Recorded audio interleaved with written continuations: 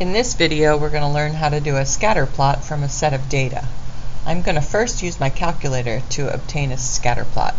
In order to put in the points in the table in problem number 9, I press my Stat key, press Edit, and then I need to type in my values. So I have 1 through 10. Those go in list 1. And then in list 2, I have to type in my y values. So 1.6, 2.7, and so forth. I'm going to pause the video while I finish typing the rest of those in.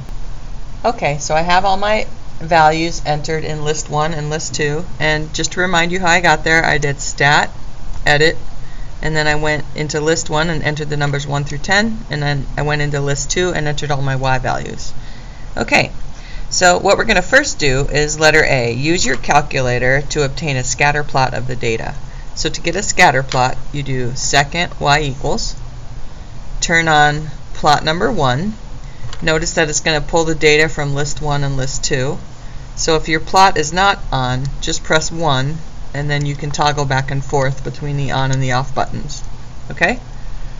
Now the next thing I'm going to do is I'm going to show you how to set up your window. Notice that I've labeled my axes 0 through 10 on the x and 0 through 50 on the y, and that's directly related to the values that I have in my table. My x values go from 1 to 10, and my highest y value is 48.7, and it starts at 1.6. So I thought 0 to 50 would be a good scale, and I'm counting by tens on my axes. Sorry. To do my scatter plot, I do second stat plot, turn on plot 1, and then I'm going to adjust my window so it matches my graph paper. So my x minimum is 0, my x maximum is 10. My x scale is I'm counting by 1. My y scale is 0 to 50, and I'm counting by 10, and that's because I've marked my y-axis like this. It starts at 0 and it goes to 50. So now if I hit graph, I can see that I have a nice exponential growth set of points from my data that I entered into my calculator. So I've done my scatter plot, and so now what we're going to do is sketch the plot on the paper, and that's just a matter of plotting the points. I'm going to do the first 2, and then I'll pause the video and I'll show you the final result. So my first point is at 1.6, so pretty close to the x-axis, and then 2, 2.7, not much higher.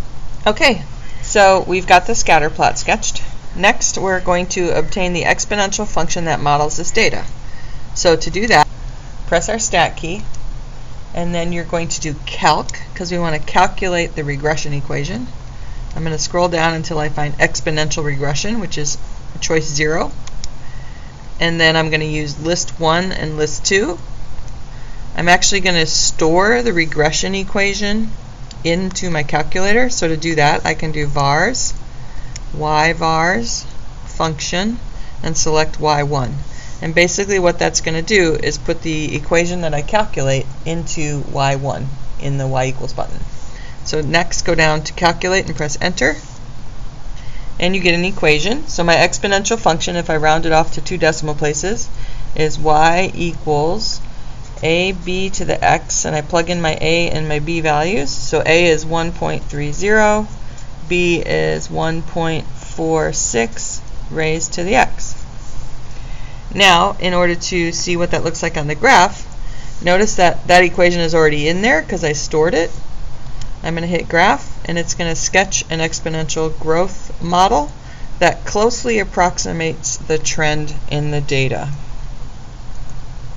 And so on my paper, I can just do something similar.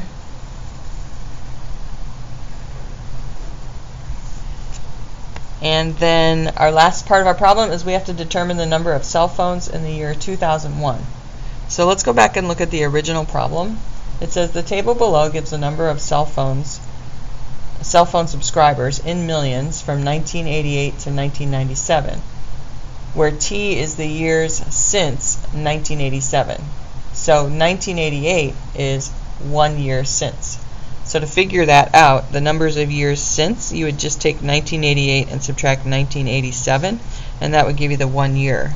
So if we want to know what x value corresponds to 2001, we would do the same thing. Take 2001, subtract 1987, because it's the years since 1987, is 14 years. So how would I take that information and figure out the number of cell phones in the year 2001?